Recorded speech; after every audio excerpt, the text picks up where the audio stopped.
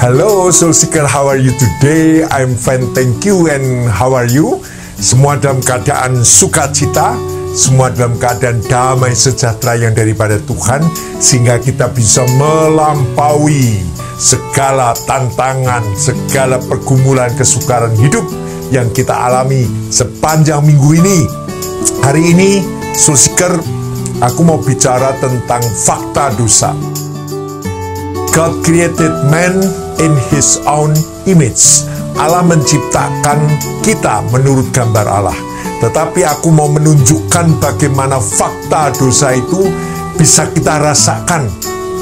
Perintilan-perintilannya kita bisa rasakan bagaimana dosa itu tetap berdampak dalam hidup kita, sehingga kita harus terus pegang janji-janji Tuhan, sehingga kita bisa melepaskan perintilan-perintilan dosa yang ada dalam hidup kita. Amin.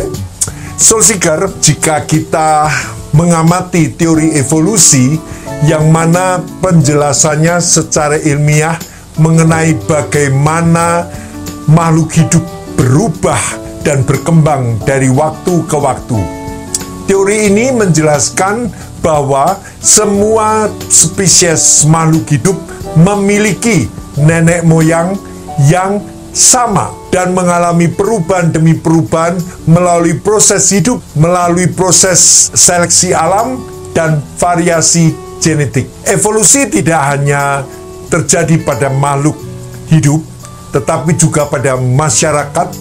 Dalam konteks sosial, evolusi mengacu pada perubahan bertahap dalam sistem masyarakat dari bentuk yang sederhana menuju kepada bentuk yang lebih kompleks. Tetapi teori evolusi dari Lamarck berpendapat bahwa perubahan terjadi karena adaptasi individu terhadap lingkungan yang diwariskan dari keturunannya. Hal ini menekankan pada pewarisan sifat manusia yang diperoleh secara turun-temurun. Menurut teori modern, dosa manusia bermula dari asal-usul evolusinya. Sejarah mengatakan melibatkan pendakian dari awal yang biadab, sehingga dosa dipandang sebagai sesuatu yang asli dalam kodrat manusia. Jadi, manusia sudah mewarisi dosa nenek moyangnya secara turun-temurun.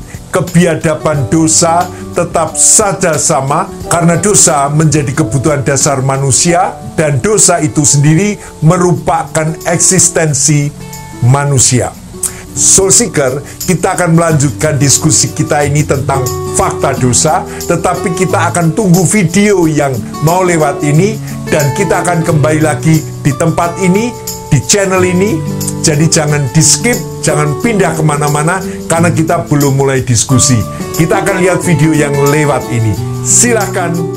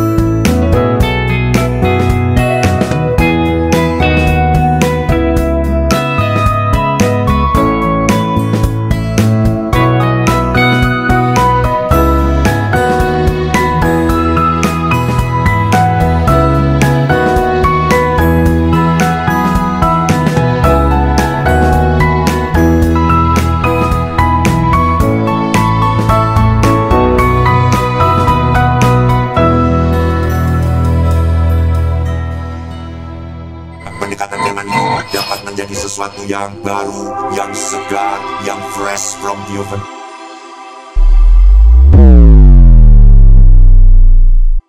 Soul Seeker, efek dari pandangan evolusi di mana dosa merupakan warisan yang asli, yang original dalam kodrat manusia. Jadi manusia menerima warisan dosa dari nenek moyangnya. Mau tidak mau, sadar ataupun tidak sadar, kita menerima warisan roh manusia yang berdosa itu. Dan kita tidak bisa kita mengelaknya. Kebiadaban dosa tetap sama saja dimulai sejak zaman purbakala hingga zaman modern ini. Tetap saja dosa menjadi kebutuhan dasar manusia dan dosa itu merupakan eksistensi manusia.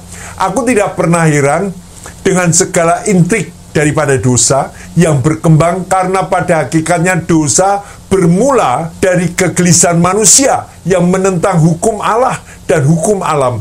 Dan manusia terus mencari jalan keluar dengan memberanikan diri melakukan kejahatan dan tanpa berpikir apa yang akan menjadi akibatnya nanti. Jadi jika kita melihat berita di sosmed maupun di TV tentang kejahatan manusia dan kenajisan manusia, aku tidak heran, bahkan paham siapa yang menggerakkan di balik pikiran manusia itu sendiri sehingga ia berani melakukan perbuatan yang hina melebihi binatang. Terlebih lagi perbuatan dosa akan dilakukan jika kondisi manusia terpojok. Misalnya ia mengalami keterpurukan diri, ia merasa terpojok, ia merasa rendah diri dan semua jalannya tertutup, maka ia menyerahkan dirinya terhadap godaan untuk berbuat dosa. Dosa digambarkan sebagai kekuatan yang mengintai dan menggoda, tetapi juga menekan manusia, walaupun manusia memiliki pilihan untuk tidak berbuat dosa atau pilihan untuk menguasai.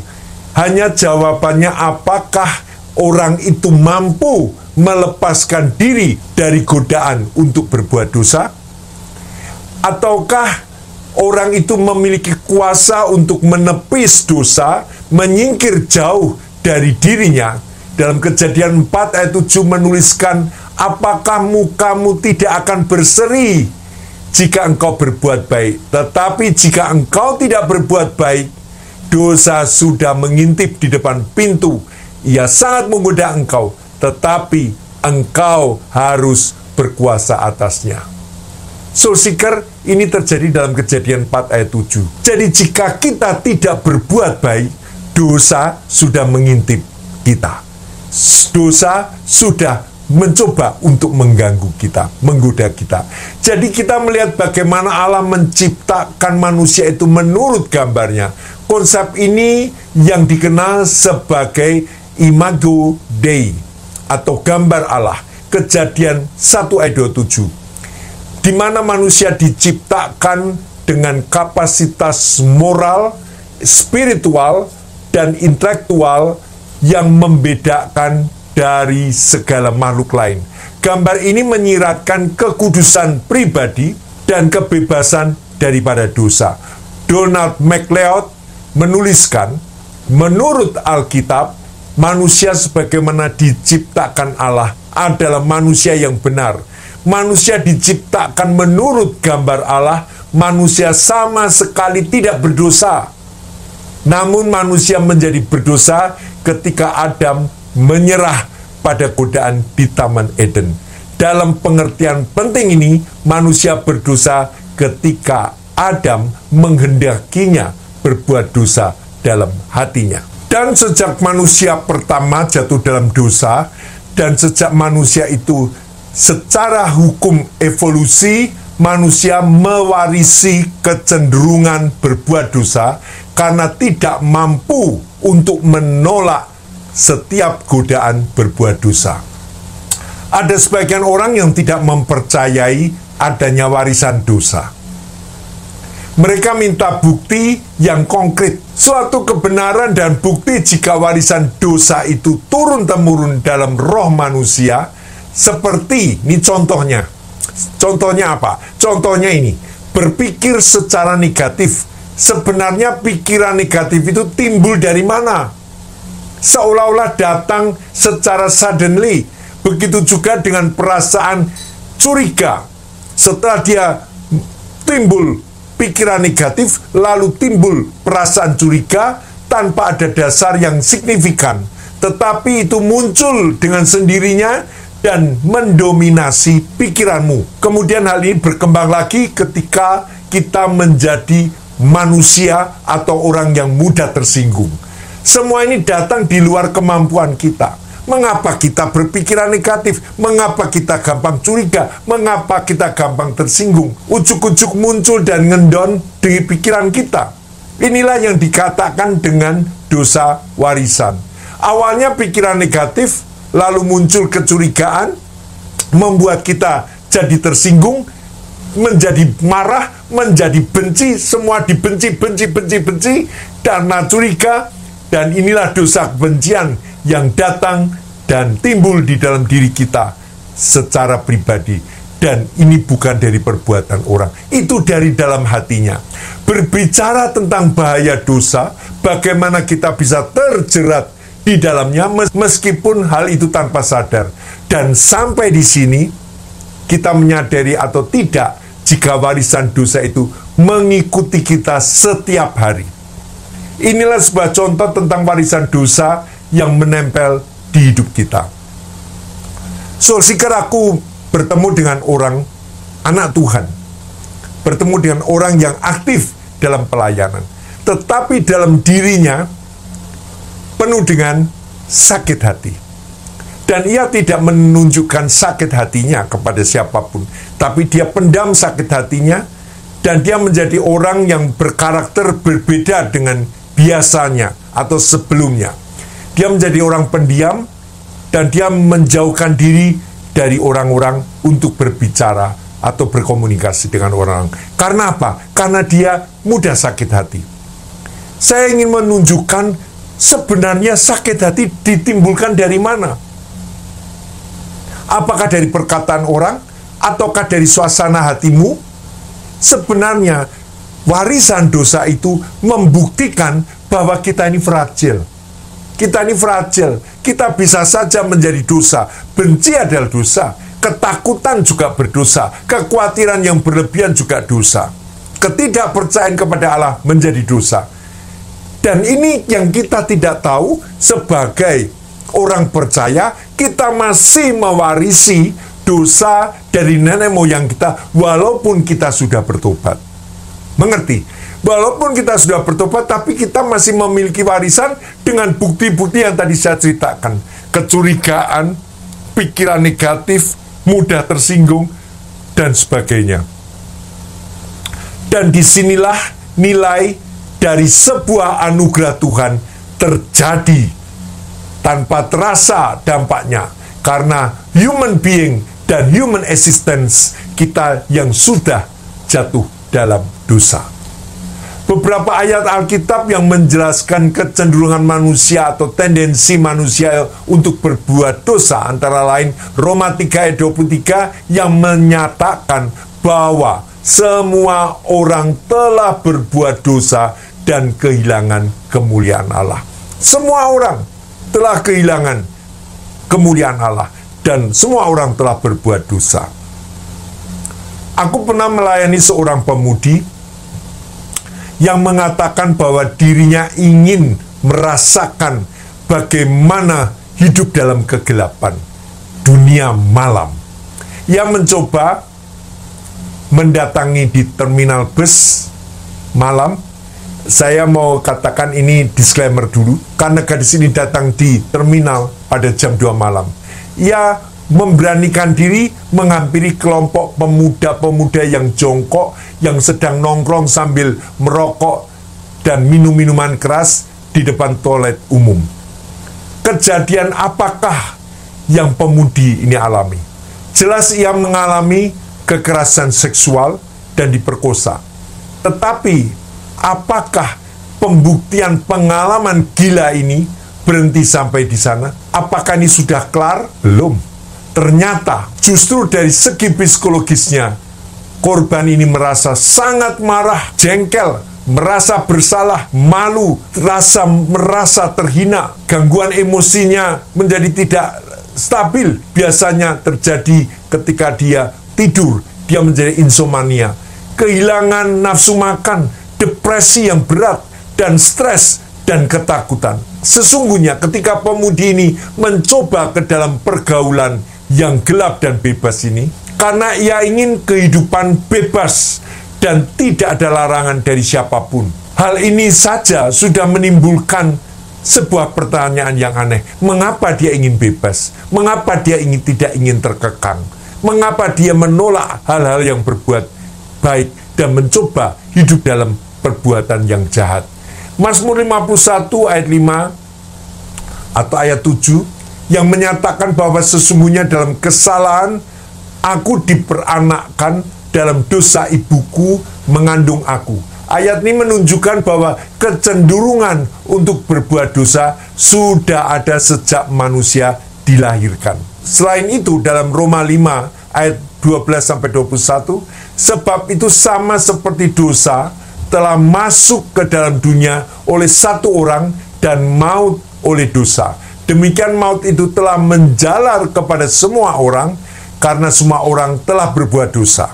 Ayat ini menjelaskan bahwa dosa ke dalam dunia melalui Adam dan mempengaruhi semua manusia.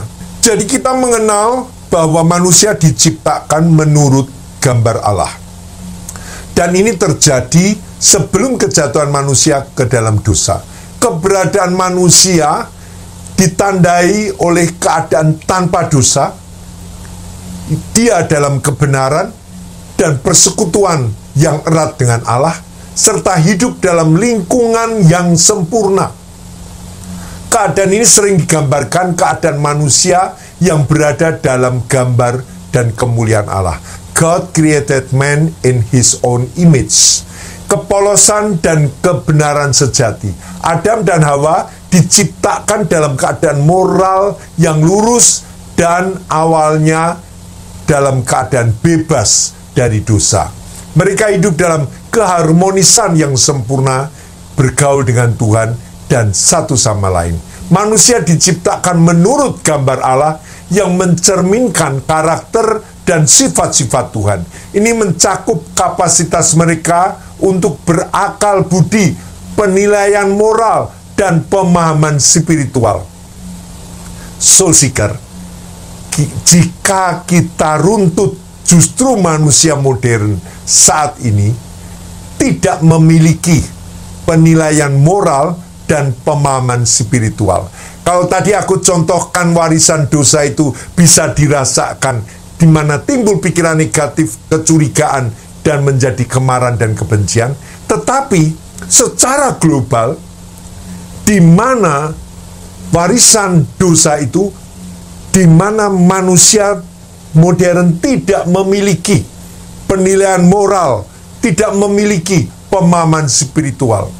Ini yang terjadi di mana komponen moral spiritual didasarkan pada konsep kebebasan berkehendak di luar konsep hukum, serta penerimaan bebas, pilihan manusia yang bebas dan sadar, serta kemampuan untuk memikul tanggung jawab atasnya.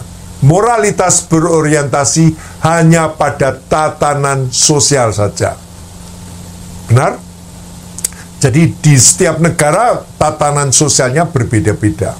Dan moralitas bangsa akan dilihat dari wujud perilaku manusianya itu. Moral spiritual adalah gabungan dari dua aspek yang penting dalam kehidupan manusia, yaitu moral yang berkaitan dengan perilaku yang benar dan salah, serta spiritual yang berkaitan dengan aspek rohani dan nilai-nilai yang lebih dalam. Jadi moralitas berbicara tentang tindakan yang baik dan buruk, sementara spiritualitas menyangkut makna hidup, tujuan hidup, dan keyakinan yang dipertanggungjawabkan. Karena warisan dosa inilah membuat manusia ini ada dalam kejatuhan dosa. Dalam akibatnya diperoleh atas dosa adalah kematian, dan kematian ini menjadi sebuah kenyataan dan seluruh ciptaan takluk dan takut akan kematian.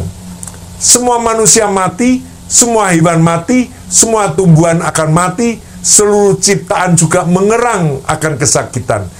Dalam Roma 8 ayat 22. Karena dosa, kematian adalah kenyataan yang tak terhindarkan dan tak seorang pun dapat luput dari hal itu ataupun kebal dari hal itu. Sebab upah dosa adalah maut, tetapi karunia Allah adalah hidup yang kekal dalam Kristus Yesus Tuhan kita. Roma 6 ayat 23. Lebih buruk lagi jika tidak hanya mati, tetapi jika kita mati tanpa Kristus, kita mengalami kematian kekal, forever and ever, selama-lamanya, selami-laminya. Oleh sebab itu Tuhan memberikan jalan untuk manusia dilahirkan kembali, diproses lagi secara supernatural oleh Roh Kudus. Semua manusia akan tetap berada dalam keadaan jatuh dalam dosa, namun dalam kasih karunia Tuhan, belas kasihan Tuhan, kasih setia Tuhan yang mengutus Yesus Kristus putranya untuk mati di kayu salib dan menanggung semua hukuman dosa yang ditentukan pada awal kejatuhan dosa manusia. Itu ditebus melalui Yesus Kristus untuk menanggung semua dosa isi dunia ini dan mendamaikan kita dengan Allah yang sebelumnya kita manusia berdosa yang tidak ada kemuliaan, yang mana Allah tidak bisa berdampingan. Tetapi ketika Yesus mendamaikan kita dengan Allah, maka kita menerima kehidupan yang kekal. Sebenarnya apa yang hilang pada saat kejatuhan manusia? Yaitu kemuliaan Allah, di mana Allah tidak bisa bergaul dengan manusia yang berdosa. Dan sekarang Allah memberikan pemulihan itu melalui pengorbanan Yesus di kayu salib. Jadi bagaimana kita dapat lepas dari warisan dosa nenek moyang kita yang turun-temurun hingga keturunan yang keempat, dan jika hal ini tidak diputuskan, maka akan turun kembali keturunan-keturunan yang berikutnya. Jadi kembali 4 keturunan lagi dan tidak akan berhenti kecuali dia diputuskan. Keluaran 34 ayat 7 mengatakan, ayat-ayat ini secara spesifik menyebutkan bahwa Tuhan akan membalas kesalahan bapa kepada anak-anaknya, cucu-cucunya, keturunan ketiga dan keempat. Pemutusan warisan dosa hanya dengan mengundang Tuhan Yesus untuk masuk dalam hatimu. Hanya itu. Mengundang Yesus masuk dalam hatimu, dan kamu hanya mengakui segala dosa yang kamu ingat dan meminta ampun dengan dosa-dosa yang tidak kamu ingat atau tidak kamu ketahui, tetapi kamu hidup dalam dosa, ketidakmampuanmu untuk melepaskan diri, dan minta Tuhan Yesus meng-create ulang, mendaur ulang hidup kita menjadi ciptaan yang baru. Yang lama sudah berlalu, sesungguhnya yang baru sudah datang. Dalam 2 Korintus 5 ayat 17. Ayat ini berbicara tentang perubahan yang terjadi pada seseorang yang percaya kepada Kristus, di mana mereka menjadi ciptaan yang baru, diciptakan kembali, didaur ulang, dan kehidupan lama yang penuh dengan dosa telah digantikan dengan kehidupan yang baru dalam Kristus. Soul Seeker, ini penting. Jika kita masih ada perintilan-perintilan dosa dalam hidup kita, yang kita ketika kita sadari, mengapa kok jiwaku gelisah, mengapa jiwaku gampang tersinggung, mengapa jiwaku gampang mudah benci, mudah marah, mengapa jiwaku selalu berpikiran yang negatif dan penuh curiga, mungkin itu ada perintilan dosa. Kita harus terbebas dari semua itu. Karena itu mengganggu kita, karena itu menyiksa kita, karena itu memberikan kita tidak bebas dan merdeka. Yesus datang untuk membebaskan kita. Dan pembebasan ini makin lama makin kita ketahui. Bukan hanya sekali, tetapi pembebasan itu terus-menerus. Banyak orang mengatakan, aku sudah bertobat. Soul Seeker, pertobatan itu secara sadar. Bukan, ya saya bertobat Tuhan, saya menerima Tuhan. Bukan secara demikian. Tetapi ketika engkau menyadari dirimu ada kelemahan-kelemahan yang sangat mengganggu dalam pertumbuhan rohanimu, itu perintilan dosa. Itu fakta dosa. Tepis, doakan, dan kita buang dalam nama Yesus. Ketika itu timbul kembali, kita katakan, aku adalah ciptaan baru dalam Tuhan. Aku sudah didaur ulang oleh Tuhan. Aku menjadi ciptaan yang baru, yang lama sudah berlalu. Sehingga yang baru sudah datang. Amin. Soul Seeker, kiranya ini menjadi berkat, dan izinkan saya berdoa untuk kalian. Tuhan Yesus, setiap orang yang hari ini ada di Think of Soul Channel, yang menyadari dirinya merasa tidak bisa menanggulangi perbuatan dosa, aku berdoa Tuhan sebagai hamba-Mu, biar mereka menyebutkan kuasa darah Yesus, kuasa nama Yesus, dan itu terjadi kepada orang-orang yang membutuhkan itu. Dan dalam hal ini Tuhan menolong, membebaskan setiap orang yang mengakui dosanya, dan mengundang Yesus masuk dalam hatinya, meng-create ulang, mendaur ulang kehidupan kami menjadi ciptaan yang baru. Terpuji nama-Mu Tuhan Yesus. Setiap dosa, tidak ada yang tidak bisa diampuni oleh Tuhan. Dosa apapun, perbuatan dosa kecil atau dosa besar, diampuni oleh Tuhan. Terima kasih Tuhan Yesus, karena hanya Tuhan Yesus yang bisa mengampuni dosa kami dan memberikan kebebasan, memberikan kemerdekaan dalam jiwa kami. Terpuji nama Tuhan Yesus, dalam nama Yesus kami berdoa. Amin. Soul Seeker, kiranya ini boleh menjadi berkat bagi Soul Seeker semua. Jangan hanya mendengar, tetapi coba bertindak. Kalau betul-betul engkau merasakan ada sebuah gangguan dalam kejiwaanmu, dalam pikiranmu, seperti contoh-contoh yang saya katakan. Penilaian moral itu penting sekali. Orang Kristen, anak Tuhan diminta menilai secara moral. Dalam situasi perkembangan zaman, nilai secara moral dengan prinsip-prinsip kebenaran daripada Injil. Kiranya ini memberkati. Shalom Aleichem. Sampai jumpa. Haleluya. Amin.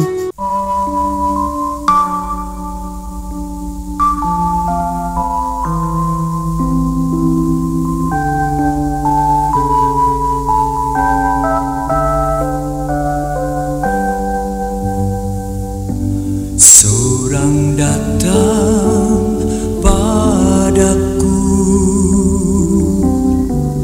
dalam malam yang gelap, nyatakan kebenaran. Haleluya,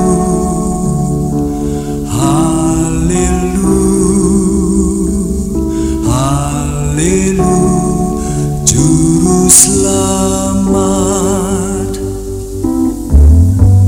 Dosaku ditutupnya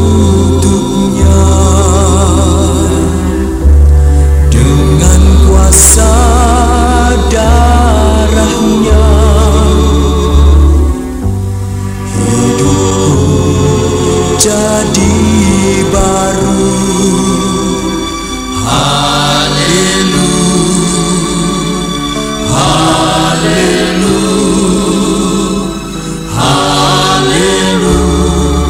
Yesus Tuhan.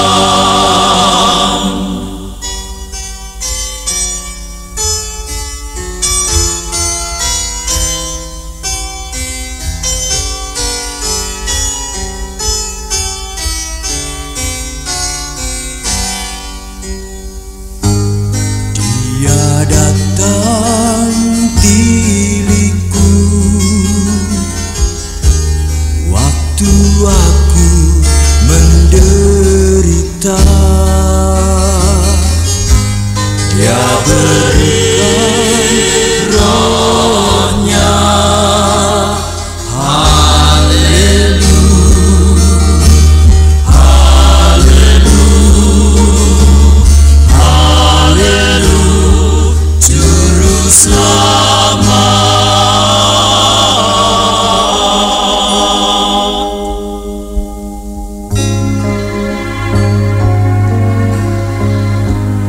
Bangkit dari matinya, bersih dari dosaku, kemuliaan Rajaku. Haleluya,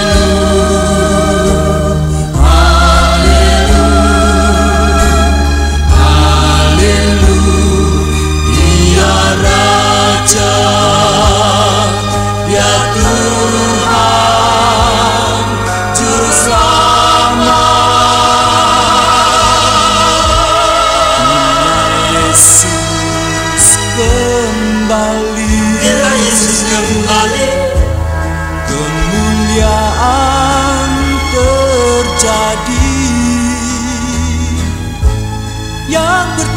saya kan terangkat.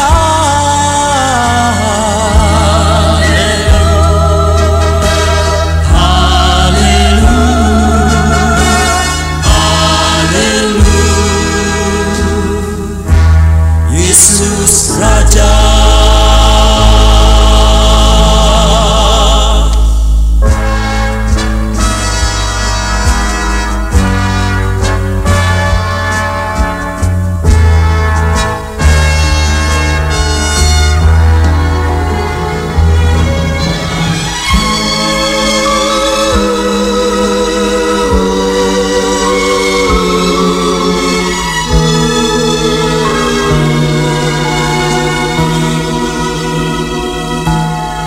Yesus Tuhan.